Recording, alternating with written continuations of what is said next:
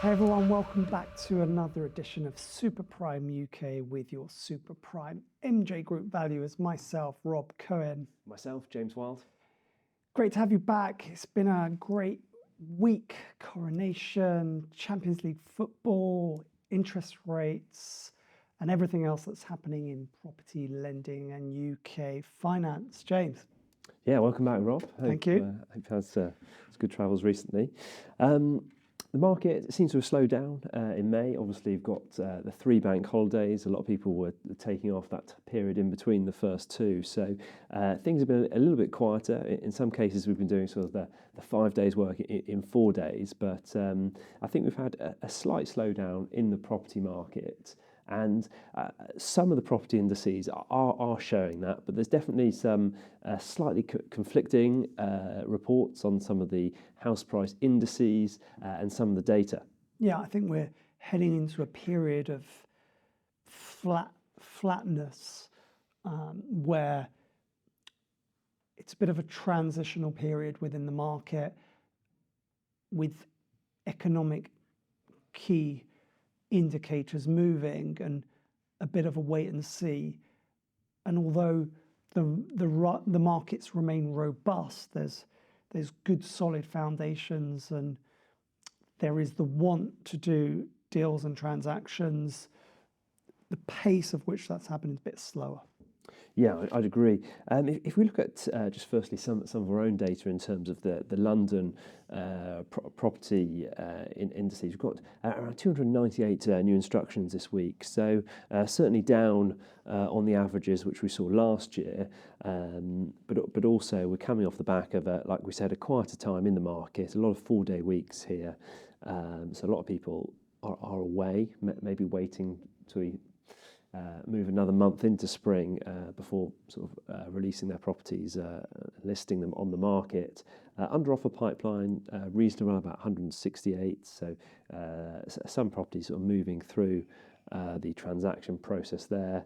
And we're back over 100 in terms of the sold figures at 108 this week, which I think is positive. So we did dip below that 100 mark. And I think we're benchmarking against last year that the data is slightly down on where we were previous, which I don't think will surprise people. It's just sort of where we are in the recovery process of the economy getting inflation down and the property market. Yeah, I've been with a lot of lenders this week who have said that they're building their pipelines up and probably looking at June and July to be relatively active months before the summer season kicks in. So it wouldn't surprise me to see a strong performing June and July on the back of April or May with the holiday season, coronation, double bank holiday.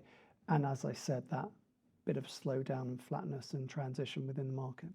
Yeah, and I was speaking a couple of weeks ago on the show, Rob, with our colleague Kevin, about the nationwide house price index versus the Halifax house price index. And I think I was maybe alluding to the fact that nationwide was slightly more bearish in their interpretation of where the property market was, as they were still saying there was negative monthly growth. But this month, the data released today actually, nationwide 0.5% growth for the UK, blended average month on month for April, whereas Halifax has come in by 0.3% for April, and that's following 0.8% growth the previous month in March. So a slight switch there.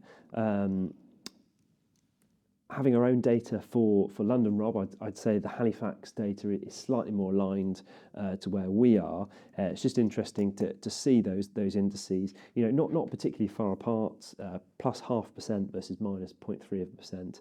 Nothing really in it there. So obviously, just sort of plateauing a little bit in terms of the market movements. Yeah, I'd say, as we know very well, a lot of generic and homogeneous data doesn't give you the true story, and really where you get to see, I suppose, high level output from data is breaking that down into specific areas and specialisms probably an area that we're, you know, extremely strong in, and thus we can see the differentiations between homogeneous product and specialist product, especially with the prime, super prime market. So I think that would be a reason for fluctuations, but maybe not giving the true picture like we see with our data. Yeah, and in terms of interest rates, Rob, these moved up again today, as we forecast, really another 0.25% up to 4.5% on the UK base rate. Yet to see if that amends any of the mortgage products in terms of product pricing. Our sort of house view, Rob, in terms of those 5-year fixed, it's going to have fairly minimal effect. It might have a small effect on certainly those 2-year fixeds, and obviously if you're on a tracker or variable, that's going to move in line with the base rate. So that's more transparent about how the rates will be rising month on month. Yeah, this is a really interesting one, James. The markets are being kept guessing at where we're going to head now. Certain economists believe that the interest rate still has maybe another 2 lifts up to 5%. Others think 4.75. I actually believe that there is a good chance that we've now reached the top, which would be positive because it means that at some point that position, once it's gone through a period of a hold period, will be reversed. And I think that could be an indicator and a spark for the economy to slowly but surely start moving in a more positive direction. And I think that's fascinating for the next 3 to 6 months. And I'm intrigued to see the Bank of England's monetary policy. Yeah, obviously the last 2 rate rises have both been 0.25% increments. So the rate of increases have slowed on the last 2. But Rob, are we up to the 11th consecutive interest rate rise, is it now? 12th we're on to now. So it might be some welcome news just for that to remain steady for the next couple of monetary policy committee meetings. Because obviously the 4.5% base rate was the peak as forecast by the Bank of England. However, analysts saying now that this could increase furthermore in the coming months. So some news this week about planning applications being an all-time low from the planning authorities.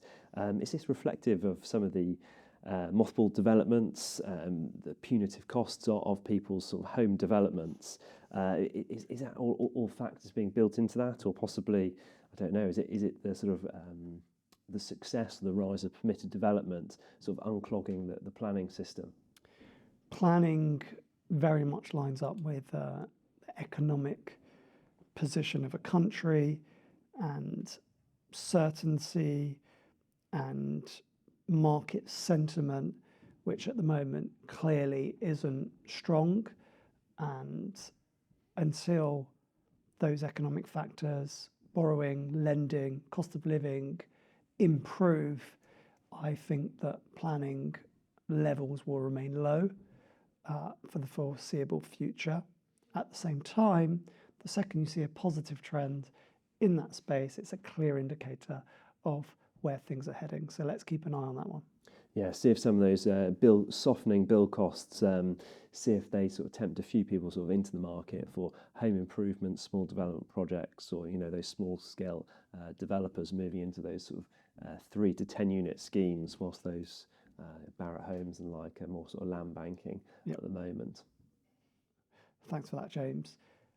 Interesting point this week, probably the most exciting point for me this week in the economic updates is actually the news on inflation and food costs.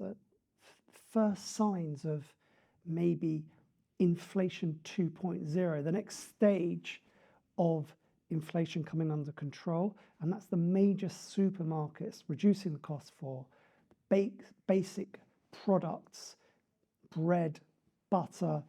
I think it's a massively positive sign and signal, because the second you get some competitive pricing in food. And remember, we're at something like a 45-year high in the UK, which is causing a major problem in inflation because of the 45-year high on food costs. The second that the supermarkets start competing at price in that space and bring those costs down, that's the point where suddenly inflation can come under control. So I think it's a massive space.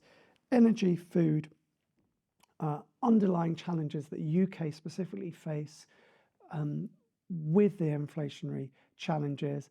And I think this inflation 2.0 now being at food, I think it's a really positive sign. And I think inflation can come under control in the UK quicker than expected, even though today the Bank of England had announced that actually they think it's going to take longer. So I think the signs are actually positive, and I'm really looking forward to that coming under control this year. There's a real battle for market share in terms of the supermarkets, Rob, isn't there? And the sort of leading supermarkets putting on the store for more loss leaders than ever, and also the forcing people down the sort of club card route. I know Sainsbury's have started their own now with sort of special prices. I was in Boots earlier, and they've started doing the same with their sort of Boots card, having a special price if you're a member, sort of trying to get that brand loyalty and ultimately more market share. So various sort of marketing strategies and tactics being deployed across a range of retailers there. Last point for this week, James. Champions League football, Inter Milan, AC Milan, Real Madrid and Manchester City. Where's it all going to end up, and who do you think is going to win it? Yeah, I mean, I thought AC Milan were really poor, weren't they, against Inter? So 2-0 lead going into the second leg. 3 Premier League flops possibly in the final. Lukaku, Darmian, Mkhitaryan for Inter Milan. That'll be an interesting one. I feel like whether it's Real Madrid or Man City, they'll have too much for Inter Milan. That was a tricky game. Man City had the better of the first half despite being 1-0 down, and then Real Madrid came into the game, controlled the second half but conceded Kevin De Bruyne goal. I think it could be City's year actually, that they might shade it. I agree, James. For all of you, we have a lot of Man City followers, Northern powerhouse. It is looking like that it will be dominant year in a Manchester City treble. Let's see how the next few weeks play out. Thanks, James. Thanks for all the intel. Thanks for all the data. Thanks everyone for watching and listening. And we will see you all soon on Super Prime UK. Thanks, everyone. Thanks, Rob. Thanks so much, everyone.